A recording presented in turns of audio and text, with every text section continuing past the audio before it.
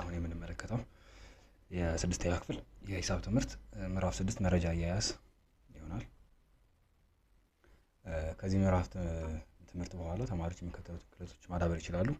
የመጀመሪያው ተገቢ የሆኑ የጥናት ጥያቄዎችን ማዘጋጀትና መሰብሰብ፣ ሁለተኛው የተሰበሰበ መረጃ በሰንጠረዥ ማደራጀት፣ ሶስተኛው ፓራግራፎችን መገንባትና መረጃዎችን ከግራፍ መተርጎም፣ አራተኛው ከአማካይ ወይም ደግሞ ሚን የምንለው ሞድ፣ ሚዲያን እና ሬንጅ ማስላት፣ የመጨረሻው ደግሞ መረጃን መሰረት በማድረግ ውሳኔዎችን መስጠት ነው። ስለዚህ የዚህ የትምህርታችን ሐሳቡ ምንድነው? መረጃው መጀመሪያ መረጃ እንሰበስባለን። እነዚህ የምንሰበስብበት በምን አይነት መንገድ ነው የሚለው እናያለን። ከዛ በኋላ መቀጠል የሰበሰብናቸው መረጃዎች በምን አይነት መንገድ እናደራጃለን፣ ምን አይነት መንገዶችን እንጠቀማለን የሚለው እናያለን። ፓራግራፎችን እና መገንባትና መረጃዎችን ከግራፍ መተርጎም። ስለዚህ አሁን እነዚህ ያገኘናቸው መረጃዎች በተለያየ መንገድ እንገልጻለን። ስለዚህ እነዛን ፓራግራፍ በመጠቀም ወይ ደግሞ ግራፍ በመጠቀም እንገልጻለን። ወይ ደግሞ በእንደዚህ አይነት የተቀመጠ መረጃ ካገኘን ከዛ ግራፍ እና ከዛ ፓራግራፍ ተነስተን ከዛ ላይ ያገኘናቸው መረጃዎች እንተረጉማለን። ሌላኛው የእነዚህ መረጃዎችን አማካይ ምን ያህል ነው፣ ሞዳቸው፣ ሚዲያናቸው እና ሬንጅ ምን ያህል ነው የሚለው እነዚህ የመረጃችንን እናሰላለን። የመጨረሻው ደግሞ ልክ እነዚህን ሁሉ ካደረግን በኋላ መረጃን ያገኘነው መረጃ ምሳሌ መሰረት አድርገን የሚያስፈልገውን ውሳኔ እንወስናለን ማለት ነው። ስለዚህ ስንነሳ አንድ ታሪክ ይዘን ብንነሳ አንድ ተማሪ ለስነ ጽሁፍ የሆነው ዘንድ ሪሰርች ወይም ደግሞ ጥናታዊ ጽሁፍ መስራት ቢፈልግ የሚጠቀማቸው መንገዶች በምሳሌ እያስተያየን ከምዕራፋችን ጋር የምናየው ይሆናል። የመጀመሪያው ጥያቄዎችን ማዘጋጀትና መረጃ መሰብሰብ ነው። እንደ መግቢያ ከአንድ ቡድን መረጃ መሰብሰብ ስለ ቡድኑ ያለንን ግንዛቤ በበለጠ ሁኔታ ለመረዳት ይጠቅመናል። የተሰበሰቡ መረጃዎች በምስል ማብራራትና መግለጽ ይቻላል። በዚህ ምዕራፍ ውስጥ መረጃ እንዴት መሰብሰብ፣ ማብራራት እና መደምደሚያ መስጠት እንደሚቻል ትማራላችሁ። ስለዚህ አሁን ለምሳሌ የተማሪ በአንድ ነገር ላይ ጥናት ማድረግ ፈለገና መረጃ መሰብሰብ ሲፈልግ ስለዚህ ስለዛ ስለሚሰበስበው መረጃ ጥያቄ ይጠይቃል። ምንድነው ማጠናው? እነማንን ነው የምጠይቀው? ምን አይነት ሰዎችን ነው ማነጋገረው?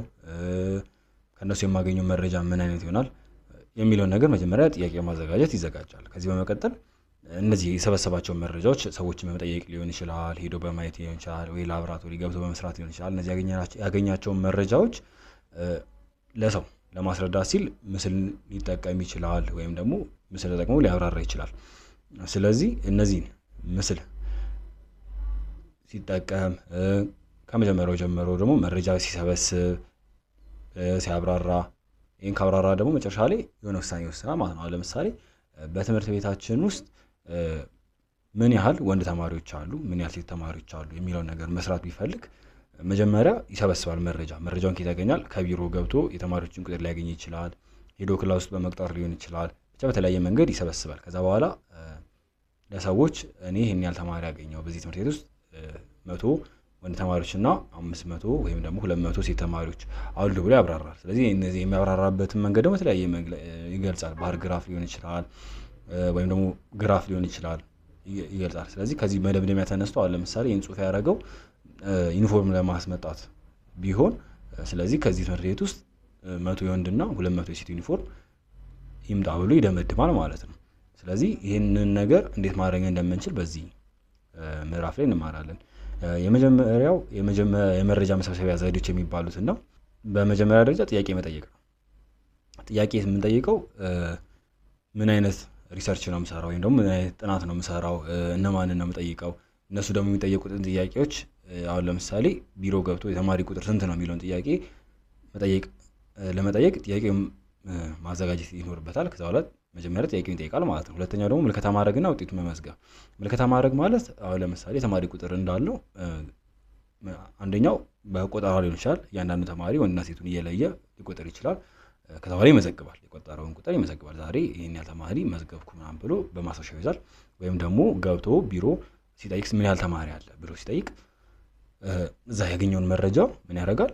ውጤቱን ይመዘግባል ማለት ነው። ሶስተኛው ሙከራ መስራት። ይሄ ሙከራ መስራት የምንለው ኤክስፐሪመንት አሁን በባዮሎጂ በኬሚስትሪ ትምህርት ላይ ትመለከቱታላችሁ። እዛ ላይ ለምሳሌ የሆነ ነገር ያስብና እንዴት መጣ ይሄ ነገር ብሎ ሲጠይቅ ከዛ በኋላ ይሞክራል ማለት ነው። ከዛ በኋላ ላቦራቶሪ ገብቶ ሊሆን ይችላል ወይም ደግሞ የተለያዩ ነገሮችን ተጠቅሞ ሙከራ ያደርጋል ማለት ነው። ሌላኛው ደግሞ መረጃ መሰብሰብ የሚችልበት ከበይነ መረብ አሁን ለምሳሌ ከጉግል ሊጠይቅ ይችላል፣ ከዩቲዩብ ላይ፣ ከኢንተርኔት ላይ፣ ከተለያዩ ነገሮች ላይ ከበይነ መረብ መሰብሰብ ይችላል ማለት ነው መረጃ። ሌላኛው ደግሞ ከመቅረጸ ድምጽና ከመቅረጸ ድምጽ የሚባለው ይሄ ደግሞ ሰዎችን ቃለ መጠይቅ ማድረግ ማለት ነው። ስለዚህ ይሄድን ሰዎችን ሪከርድ እናደርጋለን፣ ጥያቄ እንጠይቃቸዋለን። ከዛ በኋላ ወይም ደግሞ የተቀረጹ ከቲቪ ቃለ መጠይቆች ሊሆን ይችላል፣ ከተለያዩ ነገሮች መረጃዎችን ሊሰበስብ ይችላል። ስለዚህ አሁን ከላይ የጠቀስናቸው 5ቱ ዋና ዋናዎች የሚባሉ የመረጃ መሰብሰቢያ ዘዴዎች ናቸው ማለት ነው። ስለዚህ ስንነሳ ማስታወሻችን ምን ይላል? መረጃ በጽሁፍ ጥያቄዎችን ስንሰበስብ ጥያቄዎቻችን ሊያካትቷቸው የሚገቡ ነጥቦች የመጀመሪያው ግልጽና ዓላማችን ሊያሳካ የሚችል ነው። ሁለተኛው አጭርና ቀላል መሆን አለበት። በብዛት በራይት ወይም ደግሞ በኤክስ ምልክት የሚሞላ ጥያቄ መሆን አለበት። አሁን ለምሳሌ አንድ ተማሪ ያልነው ተማሪ የተማሪዎችን ቁጥር መረጃ መሰብሰብ ቢፈልግ ስለዚህ ሄዶ ቢሮ ሲጠይቅ ቀላል ጥያቄ መጠየቅ አለበት። ሰዎች ደስ እያላቸው እንዲመልሱለት ወይም ደግሞ ግልጽ የሆነ መረጃ እንዲያገኝ ቀለል ያሉ ጥያቄዎችና አጭር የሆኑ ጥያቄዎች አሁን ለምሳሌ በዚህ ግቢ ውስጥ ተማሪዎች አሉ፣ በዚህ ግቢ ውስጥ ወንዶች ተማሪዎች ስንት ናቸው የመሳሰሉትን አጭር ጥያቄዎች እና ቀላል የሆኑ ጥያቄዎችን ይጠይቃል። ሌላው ደግሞ ዓላማችን ስንነሳ ምንድነው የምንፈልገው? ስለዚህ ከሱ ጋር ተያያዥነት ያላቸውን ጥያቄዎች ልንጠይቅ ያስፈልጋል ማለት ነው። ምክንያቱም ተያያዥ ካልሆነ መረጃችንን ሊያበላሽብን ይችላል። አሁን ለምሳሌ የማይመለከተንን ነገር ሄደን የምንጠይቅ ከሆነ ከዓላማችን ውጪ ነው። ስለዚህ ዓላማችን አያሳካልንም። ሌላኛው ደግሞ በራይትና በኤክስ ደግሞ የሚለው ሰዎችን በጽሁፍ ስንጠይቃቸው ለምሳሌ በጽሁፍ አዘጋጅተን በኮምፒውተር ፕሪንት አድርገን ስንጠይቃቸው ሰዎች ከመጻፍ ይልቅ ራይትና ኤክስ ማድረግ ይቀላቸዋል። ስለዚህ በብዛት እንደዚህ በራይትና በኤክስ ምልክት የሚሞላ ጥያቄ ከሆነ ሰዎች ለኛ ቶሎ ይሞሉና ለመመለስም ፍላጎት ይኖራቸዋል ማለት ነው። ስለዚህ እነዚህ 3 ነገሮችን ጥያቄዎቻችን ሊያካትቱ ይገባል ማለት ነው። ሌላኛው ደግሞ በመናዘጋጃቸው ጥያቄዎች ውስጥ አሻሚና ግለሰቡን የሚገልጽ መሆን የለበትም። አሁን ጥያቄ በጽሁፍ ስናቀር እንትና እንደዚህ አይነት መልስ ሰጠ፣ እንትና እንደዚህ አይነት መልስ ሰጠ ካለን ሰዎቹ በቃ የኔ ማንነት ስለሚገለጽ ብለው ጥያቄውን ከመመለስ ይቆጠባሉ ወይም ደግሞ የውሸት ጥያቄ ሊሞሉብን ይችላሉ። ግን የእነሱ ማንነታቸው እንደማይታወቅ ከነገርናቸው በነፃነት እንዲሞሉ ካደረግናቸው በቀላሉ ትክክለኛው መልስ ይሰጡናል ማለት ነው። ሌላኛው ደግሞ አሻሚ የሆኑ አሁን አንዳንድ ሰው ሲያነብ አሁን ለምሳሌ አሻሚ የሆኑ ቃላትን ብንጠቀም አንደኛው ሲያነብ በአጥብቆ ሊያነቡ ይችላል፣ አንደኛው ደግሞ ሊያላለው ይችላል። ከዛ በኋላ እነዚህ ይሄ ሰውዬ ሲያነቡ ሁለቱ ሰዎች ሲያነቡ የተለያየ ጥያቄ ነው የሚሰማቸው፣ የተለያየ መልስ ይሰጡናል። ስለዚህ እነዚህ ጥያቄዎች ደግሞ ከዓላማችን ውጪ የሆነ መልስ ሊያሰጡብን ይችላሉ። ስለዚህ የምናዘጋጃቸውን ጥያቄዎች አሻሚና ግለሰቡን የሚገልጽ መሆን የለባቸውም ማለት ነው።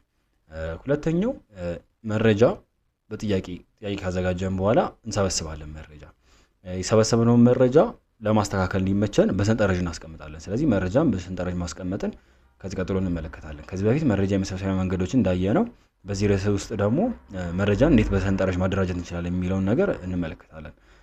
በአንድ ጥናት ውስጥ 50 ሰዎች ባሳለፉት እሁድ ያገኟቸውን የጓደኞቻቸውን ብዛት እንደሚመለከተው ገልጸዋል።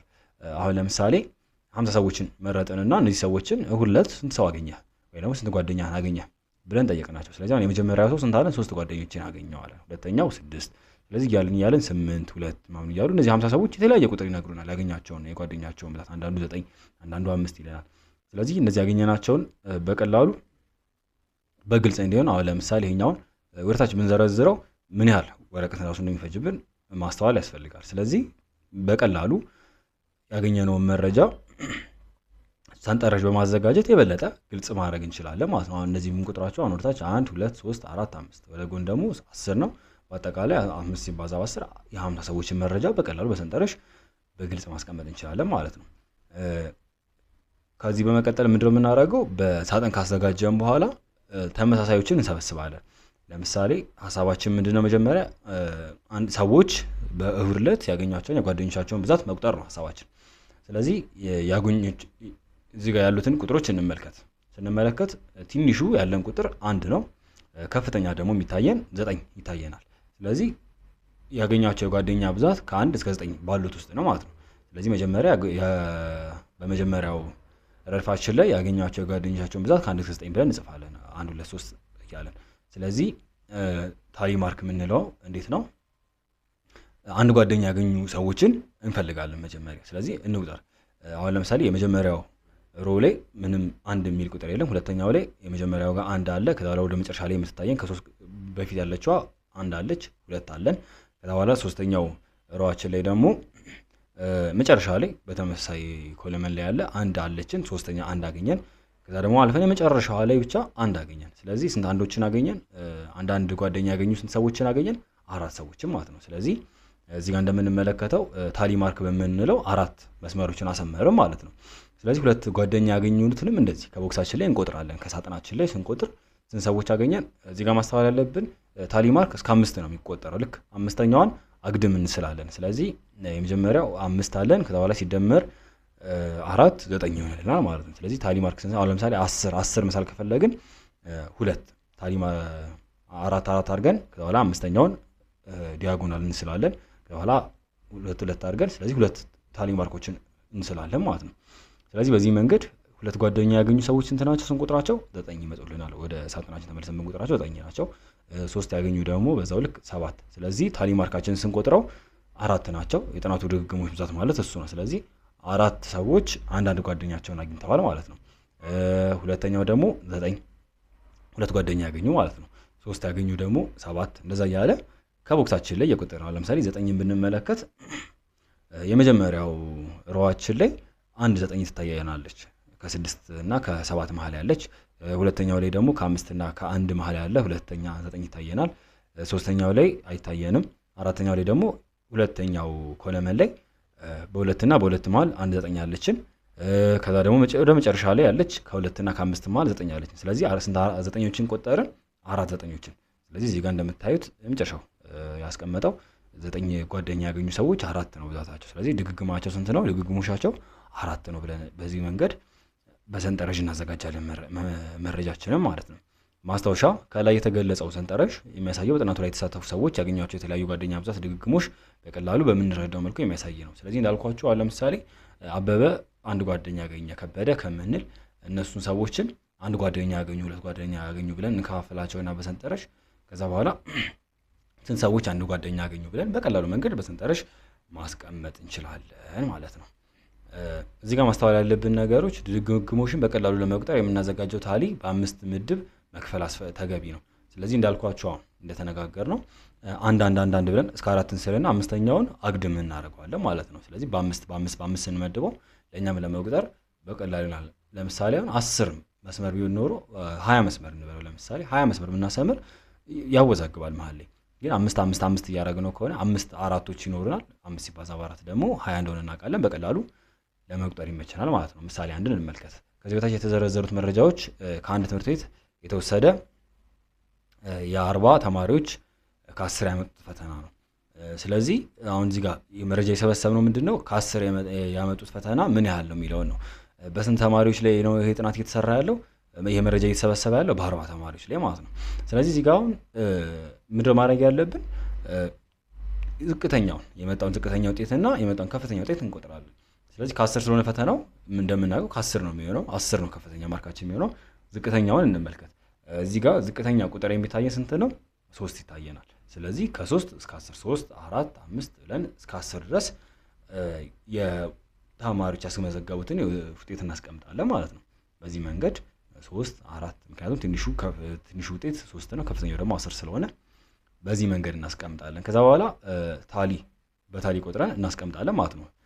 ለምሳሌ 3 ያመጡ ተማሪዎች የመጀመሪያው ሮ ላይ የሉም። ሁለተኛው ሮ ላይ 2 ተማሪዎች አመጣዋል። ከ5 እና ከ10 እና ከ5 መሀል ላይ የሚገኙ 3 ይታዩናል።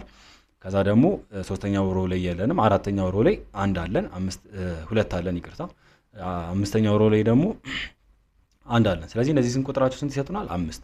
ስለዚህ ታሊያችንን ስንስል 1 2 3 4 አደረገና አምስተኛዋን ዲያጎናል አድርጎ ሳላት ማለት ነው። ስለዚህ ድግግሞሻቸው ስንት ነው? 5 ነው ማለት ነው። በዚህ መንገድ አራትን ያሉትን እንቆጥራለን። 5ንም እስከ 10 ድረስ እንደዛ እንቆጥራለን። ከዛ በኋላ ድግግሞሽ ብዛታቸውን በዚህ መንገድ እንጽፋለን። መረጃችንን በቀላሉ በሰንጠረዥ አስቀመጥን ማለት ነው።